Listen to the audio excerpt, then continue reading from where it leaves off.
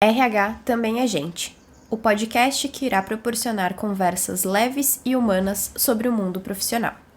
Aqui vamos rir, chorar, inspirar, compartilhar, aprender, refletir e reclamar, porque RH também é gente.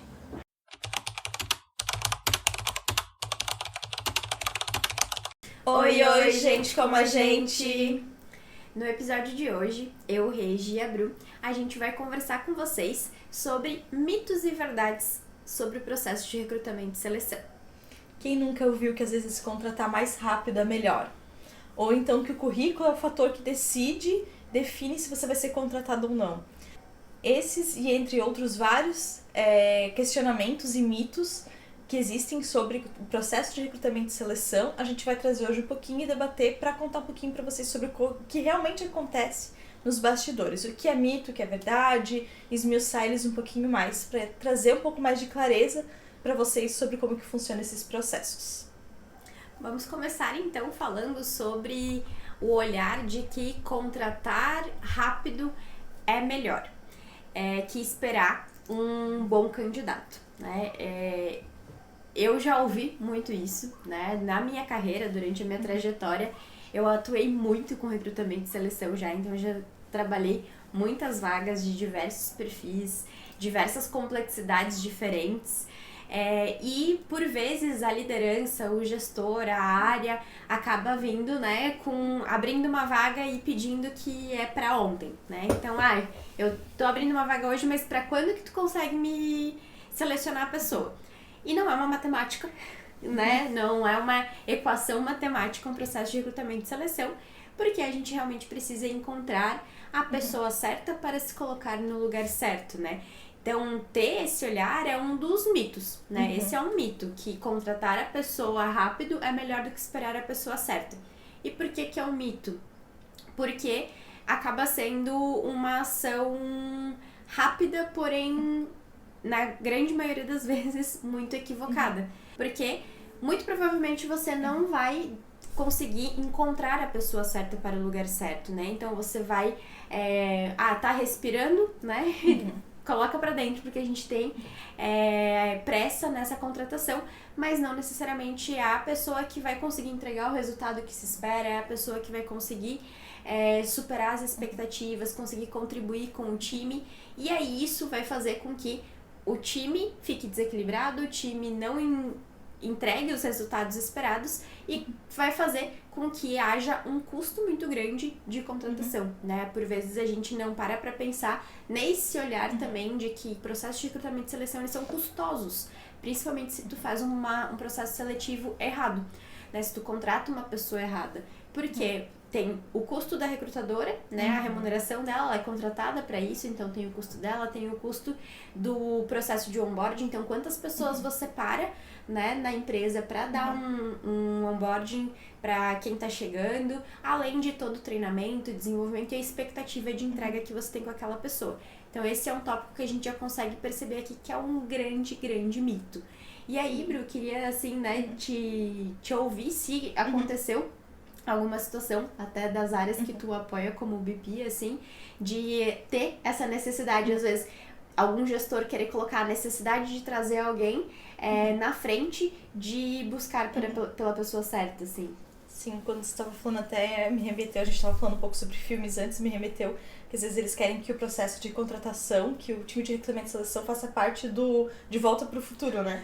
Que é sempre para ontem, as contratações sempre estão em atraso, no sentido de que sempre é como se as recrutadoras estivessem em atraso, né? Claro que, enfim, existe o cenário que seria o ideal, que sempre tivesse com o funil cheio, enfim, mas não funciona assim de abrirmos vaga, já vamos trazer a pessoa, né? Mesmo que a gente tenha um funil, a gente precisa entender se aquela pessoa está alinhada com o fit cultural da empresa, com o momento do time.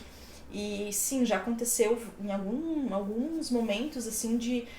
às vezes o líder ele tá tão desesperado para já contratar alguém que ele às vezes acaba não percebendo alguns pontos que são importantes. Como, por exemplo, trazer a pessoa alinhada com o fit cultural. Às vezes aquela pessoa não bate exatamente com os valores da empresa, ele não analisa que trazer uma pessoa assim pode gerar um impacto que não é tão palpável, tão visível no primeiro momento, mas a longo prazo pode ser prejudicial para a dinâmica do time, para a performance da equipe como um todo. Porque às vezes se ele traz uma pessoa que está abaixo das expectativas, ela vai ser cobrada por tal, ela não vai conseguir atingir, ela vai reclamar, ela vai às vezes acabar contaminando as outras pessoas que estão performando bem e que estão tendo por enquanto está tendo um clima agradável. Ela vai acabar prejudicando esse clima da equipe e muitas vezes acaba fazendo com que outras pessoas que são boas, que estão alinhadas, acabem se desmotivando, entregando menos e acabem às vezes tomando uma decisão de sair da empresa. Então tem vários impactos de tu trazer uma pessoa que não está alinhada, de contratar na pressa, né, de não analisar vários fatores, assim. Então, acho que toda empresa já teve pelo menos uma vez e que acabou fazendo isso e aprendendo, né, na dor, sobre o que é a dificuldade de trazer uma pessoa só por trazer rápido, só para fechar um headcount e não ter esse alinhamento, né. E eu acho que essa tua fala, assim, ela se conecta com um segundo mito, inclusive, que talvez a gente olhe para o processo de recrutamento e seleção, que é o currículo é a única coisa determinante para você contratar a pessoa. E aí aqui já vem a fala, né? Inclusive a gente fez um post no nosso Instagram sobre isso, falando que contrata-se pela competência técnica e demite-se pela competência comportamental. Porque aí traz realmente essa junção do que a Bru estava citando, né? De, pela agilidade que você precisa ter para contratar, vou olhar só o currículo. No currículo a pessoa dá os checks aqui do que tecnicamente a gente precisa, mas essa pessoa comportamentalmente não tá alinhada com a cultura da empresa, com as necessidades do time, com a sinergia do time, e aí faz com que acabe sendo de novo um processo de seleção errôneo, gerando outros impactos negativos, como a Bru estava citando, gerando impacto no time, desmotivando um time que já estava ali performando, treinado, por uma contratação errada. E por acreditar nesse segundo mito, assim, né? Acho que já caiu muito por terra, assim, as pessoas terem o olhar de que precisa ter feito faculdade em Harvard, né, para trabalhar na empresa. Não, porque hoje já se tem o entendimento de que a vivência, a experiência e o comportamento das pessoas acabam tendo muito mais peso num processo de contratação, porque é o que vai fazer diferença no dia a dia. Não é se ela estudou em Harvard, ela não vai dar com a carteirinha de Harvard dizendo, estudei em Harvard e agora eu tenho local de fala de todos os pontos, se ela não vivenciou as coisas que são importantes pro dia a dia, né, Bru?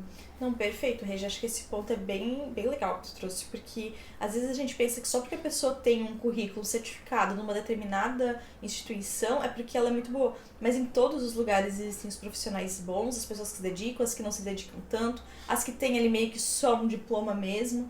E às vezes o fato de você acelerar um processo, de você achar que só o currículo é porque ele tem experiência em tal empresa, ele tem experiência em tal, teve um tal curso, tal formação, e você não se aprofundar também no momento ali no momento da entrevista, se ele não for assertivo, de você olhar as vivências que a pessoa teve, as experiências que ela teve, de fato, você tratar só pelo currículo, você vai acabar às vezes trazendo uma pessoa que não é realmente a melhor ou a mais ideal, né? Tem várias outras questões que permeiam também, que não é só a pessoa ter tido um bom currículo. Claro que isso é ótimo, mas desde que a pessoa também tenha realmente vivenciado tudo aquilo, porque mentir no currículo é a coisa mais fácil que tem, né? Mentir no LinkedIn, o LinkedIn aceita tudo, o currículo ele aceita tudo, mas a vivência, a prática, e aí as empresas e os times de recrutamento e seleção, o RH, só conseguem pegar isso mesmo nas entrevistas mais aprofundadas mesmo.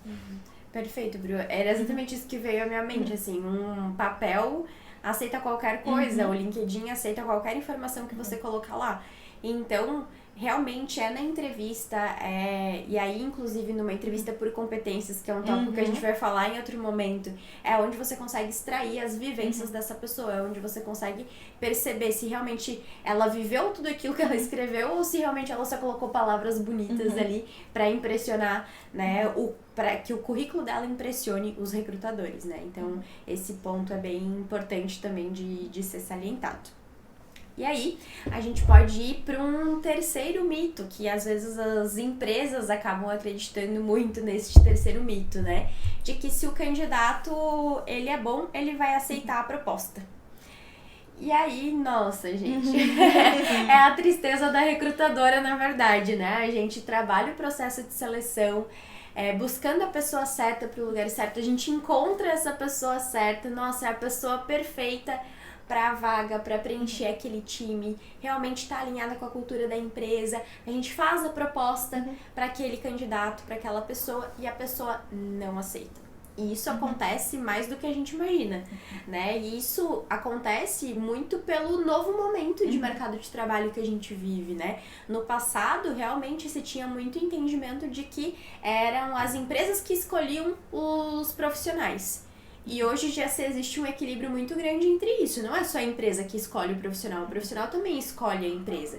Então, se esse profissional entende que aquela empresa não vai agregar profissionalmente para ele, que não tem algum tópico ali que ele percebeu que não está alinhado com o que ele acredita, ou que ele não vai ter oportunidade de evoluir, de crescer, de se desenvolver, ou que não tem benefícios que sejam atraentes para aquilo que ele busca naquele momento, ele não vai aceitar a proposta. Então, não é porque a gente fez uma proposta para um candidato que é a garantia de que a vaga foi fechada. Infelizmente. E aí é nesse momento que a recrutadora chora, quando ela manda uma carta proposta e o candidato recusa, justamente porque, né, fez todo o processo, a gente dedicou tempo daquele processo de seleção para encontrar a pessoa e ela recusa, a recrutadora chora, mas faz parte do processo, faz parte da jornada, assim como a empresa tem a opção de escolher entre vários candidatos fazer um processo seletivo, o candidato ele também tem a opção de escolher dentre as empresas, qual empresa que faz sentido para a carreira dele, para o momento dele. E é importante a gente trazer esse olhar também, de que não é só a empresa que decide. O candidato, ele também está na condição de decidir se faz sentido para ele ou não aquele processo de seleção. Não, perfeito, Regi. Acho que não tem nem muito aqui a acrescentar, assim. Acho que hoje, cada vez mais, as empresas têm que estar ligadas com relação à marca empregadora, como que está sendo vista a empresa fora, né, fora ali do seu mundinho, fora das suas quatro paredes, entender também como que faz para melhorar, né, essa marca empregadora, para atrair, para ser uma empresa em que essas pessoas queiram trabalhar, que isso já é 50% do processo para garantir que as pessoas queiram trabalhar, vão aceitar as propostas, né, se tornando uma empresa atrativa. E também tem uma questão que, às vezes, as pessoas, elas estão, muitas vezes, isso é mais para os recrutadores, né, testando a empregabilidade delas. Então, elas querem entender como que está o mercado, elas estão muito felizes onde elas estão ganhando bem, elas estão tendo desafios, mas às vezes mesmo assim elas aceitam participar de processos seletivos para entender como é que está a empregabilidade, quanto que o mercado está pagando, para entender um pouco de como é que está esse cenário. Então, às vezes a pessoa faz um leilão, às vezes existe muito isso que a gente fala às vezes a pessoa faz um leilão no sentido de quem paga mais, às vezes se a outra empresa que eu tô hoje faz uma contraproposta e a pessoa acaba ficando meio que um leilão de valor, mas também tem esse outro olhar de as pessoas às vezes só estão participando do processo por estarem entendendo como é que está a sua marca, né, no mercado de trabalho. Então tem essa questão também que acho que é legal, que às vezes o recrutador toma muito como uma dor pra ele, de tipo, né, muito que tu falou, às vezes chora, às vezes tem esse, tinha casado tão certo, vou ter que iniciar todo o processo de novo, tem o SLA, o tempo, os indicadores ali, mas às vezes não é exatamente uma questão com a empresa em si, ou às vezes uma questão com o recrutador ou o processo. Às vezes é porque o candidato não estava vivendo esse momento tão bem, né? Então nem sempre a gente vai fazer a proposta e a pessoa vai aceitar. Existem vários outros fatores que podem fazer a pessoa não vir. Mas existe esse mito, né? Que se a gente fez a proposta, já tá contratado, já tá tudo certo. Já pode mandar pro pessoal de TI, o pessoal da infra, agilizar o computador e os acessos que a pessoa vai começar. Infelizmente não é assim, né? Mas aí a gente vai para um outro mito, assim, que entendo que conecta com esse ponto também, que é o recrutamento é só responsabilidade do RH. Tem pessoas que acham isso, né? E não é. Até porque do que a gente estava falando agora. O recrutamento não é só responsabilidade do RH, porque ele depende de N fatores. E muitos fatores que são externos à responsabilidade do RH. Um deles é as vontades, os desejos e as expectativas do candidato. Não tem o que o RH fazer quanto a isso, se para o candidato não faz sentido aquela oportunidade. Além de o processo de recrutamento e seleção ser uma responsabilidade compartilhada entre áreas, principalmente com a liderança que está demandando aquela vaga. Então, A gente até falou no episódio anterior ali com a Roberta sobre planejamento, sobre indicadores, sobre headcount, a importância de o RH saber quando precisa ser contratado algumas pessoas para entender o tempo de rampagem e tudo mais. Isso impacta diretamente aqui no processo seletivo, porque se não houve aquele planejamento que foi citado lá no episódio anterior e o gestor simplesmente chega para RH e fala, eu preciso de uma pessoa para semana que vem, caraca, como assim, né? Essa responsabilidade, ela é compartilhada. Há quanto tempo esse gestor já sabe que existia uma possibilidade dele precisar aumentar o time, porque ele vai ter uma meta mais agressiva, que ele vai precisar de mais gente para conseguir atingir esse resultado? Por que ele deixou para avisar o RH só agora? Além de... e aí eu acho que esse ponto tu pode falar bastante assim também, Bru, sobre a responsabilidade do gestor no processo seletivo também, porque o RH ele vai trazer uma percepção e um alinhamento de fit cultural da empresa, de percepção de comportamento daquele profissional, mas também a parte de conhecimento técnico tá completamente atrelada e associada à liderança e ao time, né, Bru? Não sei se tu quer explorar um pouco esse ponto. Sim. Eu acho que tem muitas pessoas que elas não percebem, algumas lideranças, na verdade, não percebem que liderar também é vender. Então, nesse momento do recrutamento e seleção, é o momento em que o líder, ele tem que vender também a área e vender a empresa, vender os desafios da área, daquela função que a pessoa tá participando do processo. Ele tem que encantar também a pessoa, entender, claro, como a Regi falou, tem que entender se essa pessoa tem conhecimento técnico, se ela realmente sabe fazer aquilo que ela disse que ela sabe fazer, entender se vai dar match ali com a questão do time, com a dinâmica do time, como funciona hoje, mas também tem esse outro lado que é o vender, que é o encantar os desafios. Então, se é um líder que só vai ali na entrevista, que só faz ali 5, 6 perguntas e beleza, isso às vezes não se conecta com o candidato, é um líder que às vezes não acaba entendendo o momento do candidato também ali, ele acaba não encantando e ele acaba fazendo com que a pessoa não sinta tanta vontade, não entenda o desafio, ou quanto aquilo vai agregar para a carreira dele. Porque como a gente falou antes, acho que foi tu até que comentou, né, Regi? Do quanto as pessoas hoje estão olhando muito e escolhendo também a empresa. Tem que fazer sentido para ela tem que conseguir se conectar com aquilo que ela vai trabalhar, com aquilo que a área vai entregar, com o propósito um pouco daquele time, daquela empresa. Então, o líder tem muito esse papel nesse momento da entrevista. E até porque, assim, complementando esse teu olhar, Bru, até porque o líder tá entrevistando uma pessoa que vai ser liderada dele. E se na hora da entrevista, esse líder, ele já não se esforça pra conhecer essa pessoa, ele não se esforça pra contar pra essa pessoa como que vai ser o dia a dia dela, qual que é a rotina, qual que é a expectativa que ele vai ter de entrega de resultados dessa pessoa na entrevista, essa pessoa ela já vai pensar, poxa, nem na entrevista ele tá fazendo esse esforço, ele não vai fazer comigo no dia a dia isso também. Então eu não quero trabalhar em um time, ser liderado por uma pessoa que não me inspira, que não me instiga, que não vai me trazer esse desenvolvimento profissional também, né? Então tem muito disso também, né, Bru? Sim, muito.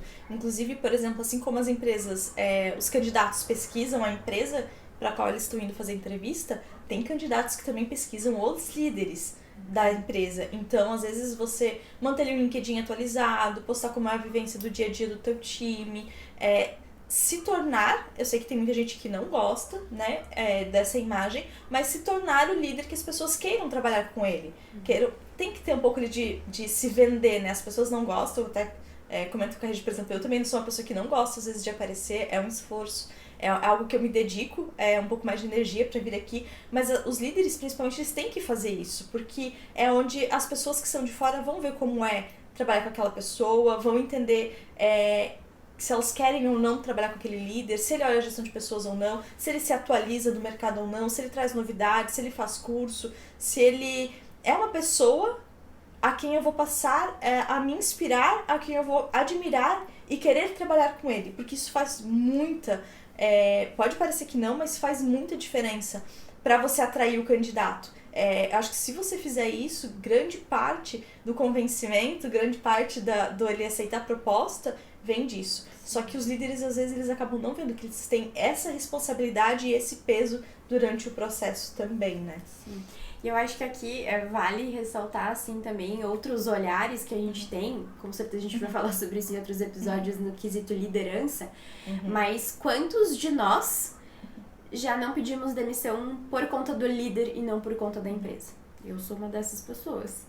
Eu já pedi demissão de um lugar por conta da minha liderança. E não necessariamente pela empresa, pelo time, pelas pessoas, mas era uma liderança que, né, não, além de não me inspirar, ainda me trazia vários pontos de atenção, assim, vários pontos de alerta. Então, o líder, ele tem um papel fundamental em toda a jornada do colaborador. Desde o processo de seleção, o onboarding, engajamento, retenção desse colaborador, junto sim do RH, né, apoiando nas ações, no acompanhamento, no direcionamento, mas esse líder, ele tem um papel, assim, a responsabilidade está quase que 90% na mão da liderança, de conseguir construir essa jornada do seu liderado, do colaborador, de uma forma que faça sentido, tanto para a empresa quanto para esse liderado, né? Sim, perfeito. E falando especificamente do processo de recrutamento, a gente fala muito do momento da entrevista, mas tem outras coisas que também são responsabilidade do líder, que é, por exemplo, divulgar a vaga. Às vezes tem liderança que tem ali vagas em aberto, mas ela não faz uma publicação de vaga, ela não pede pro time alguma indicação, ela não comenta com ninguém que tem essa vaga. Claro que a gente não tá falando de vagas que são sigilosas, né? Sim. Mas ela também não faz um esforço e ela coloca toda essa responsabilidade no recrutador. Eu sei que existe, né, a responsabilidade de trazer as pessoas, olhar funil, fazer triagem, fazer ali o hunt, é da pessoa do recrutamento, mas ela pode ser compartilhada, né? Ela e pode ser compartilhada com o líder quando ele é mais participativo, é mais rápido e mais assertivo esse processo também. Quando ele olhar lá no LinkedIn e ver alguma pessoa que tenha um fit ali, um match, olhando rapidamente as experiências com o que ele busca e mandar para a recrutadora para ela entender, olha, é mais ou menos esse perfil que eu procuro, já ajuda muito também no processo, né?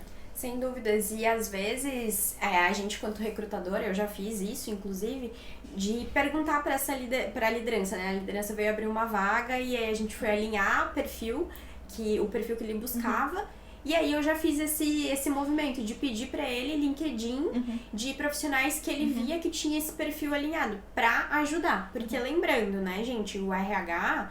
Por mais que a gente busque conhecer de cada vaga, por mais que a gente busque se especializar sobre cada área, a gente é de RH, a gente não vou pegar o exemplo bem específico aqui, da área de tecnologia, por exemplo. Eu não sei codar, não sei escrever um código, mas eu preciso saber me comunicar com esse público. Mas aí, como que eu vou aprender isso? Eu vou lá pra liderança, me explica, né? Qual que é o perfil? Me ajuda a entender aqui. Se você me der um perfil de LinkedIn de um profissional que tá alinhado com essa vaga, vai me ajudar a entender quais perfis de candidato eu tenho que buscar. Então, isso faz muita diferença realmente no processo, na celeridade do processo e na assertividade, né? Porque a gente tem um norte, a gente consegue ter mais essa clareza.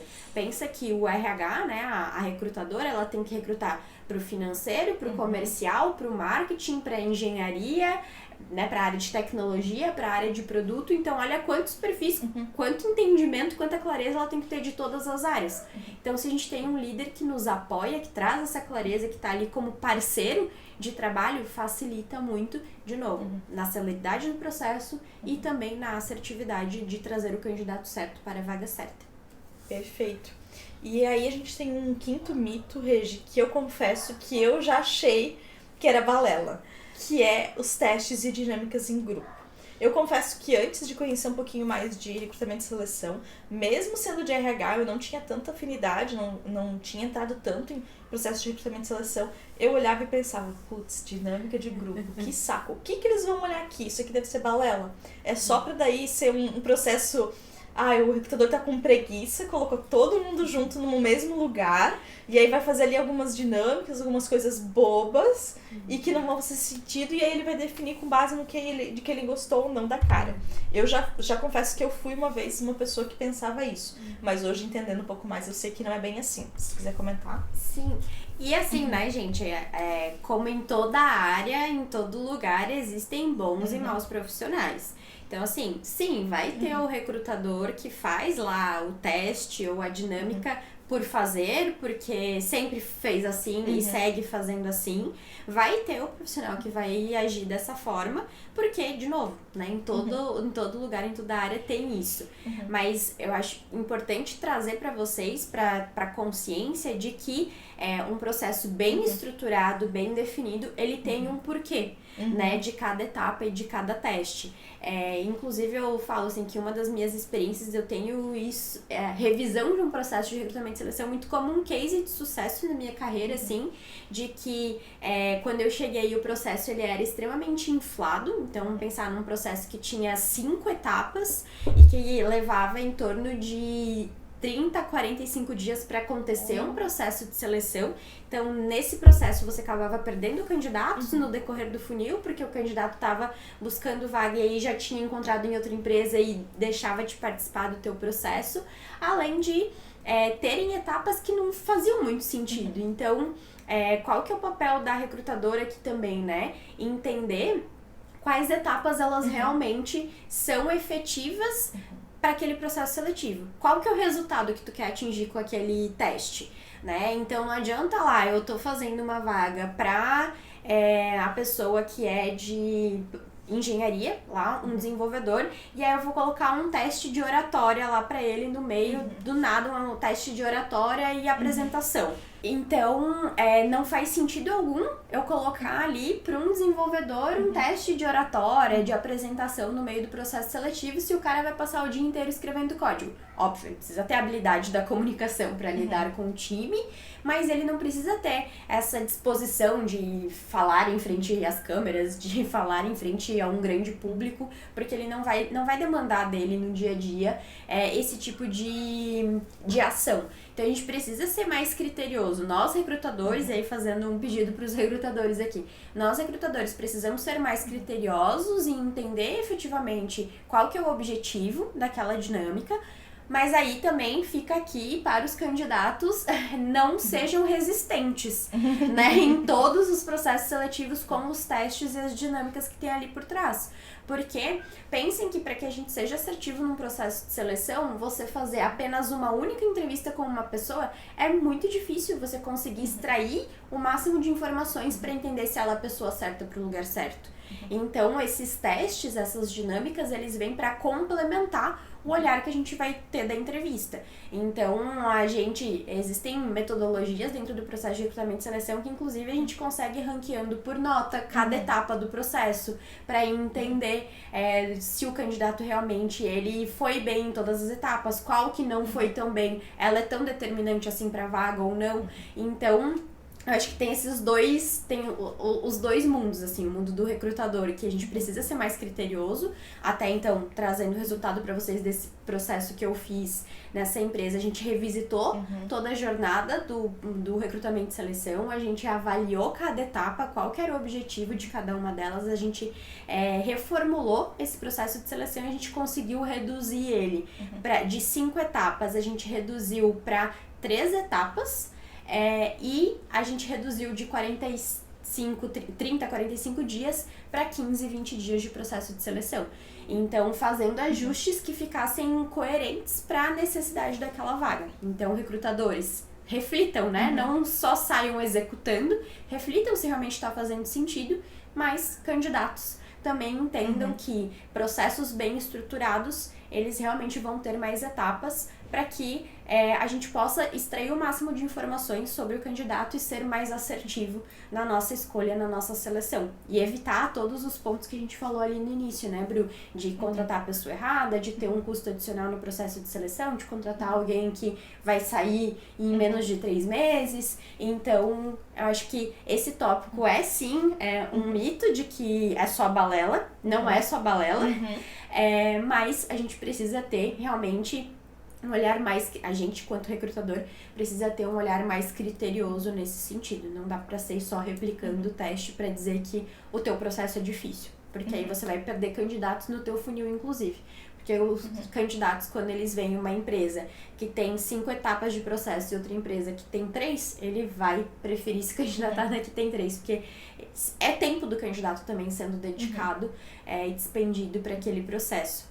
Então, acho que, resumindo um pouco, acho que é isso, Bruno. Não, perfeito. Esses foram alguns mitos, né, Regi? A gente trouxe aqui 5 que a gente quis compartilhar com vocês. Existem outros, a gente vai falar depois um pouquinho mais pra frente sobre o processo de recrutamento e seleção, principalmente sobre recrutamento por competências, né, entrevistas por competências. Fica o convite, caso tenha algum mito, alguma coisa que vocês queiram que a gente comente sobre, entenda se é mito ou não é mito, que a gente fale um pouquinho das nossas experiências com relação a isso, deixe nos comentários, a gente tá super aberto a essa troca também com vocês. E contem aqui pra gente um pouco, né, algum caso, alguma dinâmica, alguma coisa que vocês vivenciaram que na hora vocês não viram muito valor, pra gente poder realmente fazer essa troca, fazer essa conexão e saber um pouquinho de vocês aí também, o que vocês estão achando sobre os nossos episódios. Não esqueçam de deixar o like no nosso episódio, de seguir a gente nas nossas redes sociais. Lembrando que as nossas redes sociais é com o @RHTBMEGente em todas as plataformas. Então sigam nos acompanhando, porque com certeza vai ter muito conteúdo aí produtivo e que pode impactar e contribuir um pouquinho aí na construção e desenvolvimento profissional de cada um de vocês. Tchau, tchau, gente como a gente!